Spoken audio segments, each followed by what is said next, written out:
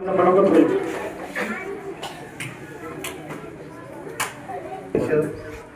व मंचावरील सर्व सन्मान्य व्यक्ती, आज 3 डिसेंबर आजचा दिवस संपूर्ण जगामध्ये जागतिक दिव्यांग दिन म्हणून साजरा केला जातो.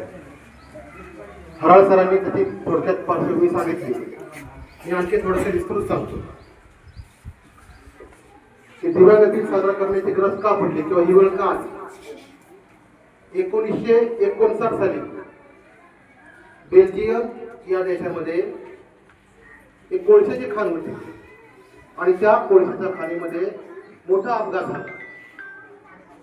इतका मोठा अपघात झाला की त्यामध्ये बरेचसे लोक मरण पावले आणि जितके मरण पावले त्याही पेक्षा दुप्पट लोक हे त्या अपघातानं दिव्यांग झाले. काहींचे हात गेले, काहींचे पाय गेले, काहींना पूर्णपणे अंधत्व आले. त्या सरकारनं काय केलं तर जे मरण पावलेल्या कुटुंबांना नुकसान भरपाई दिली, त्यांच्या कुटुंबाची जबाबदारी स्वीकारली.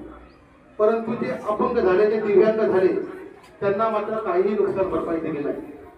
आणि त्यामुळे मग त्या देशामध्ये तेथील दिव्यांगांनी सरकारविरुद्ध मोठं आंदोलन पुकारलं. हळूहळू त्या आंदोलनाला संपूर्ण जगभरात पाठिंबा मिळत गेला.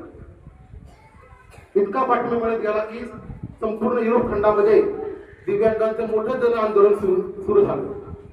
आणि शेवटी 1981 साली संयुक्त राष्ट्र संघाला त्या आंदोलनाची दखल घ्यावी लागली आणि संयुक्त राष्ट्र संघाने तेथील सरकारला सांगितलं की तुम्ही हे जे दिव्यांग आहेत, या दिव्यांगांना त्यांचं नुकसान भरपाई दिली पाहिजे आणि त्यांच्या कुटुंबाची जबाबदारी स्वीकारली पाहिजे.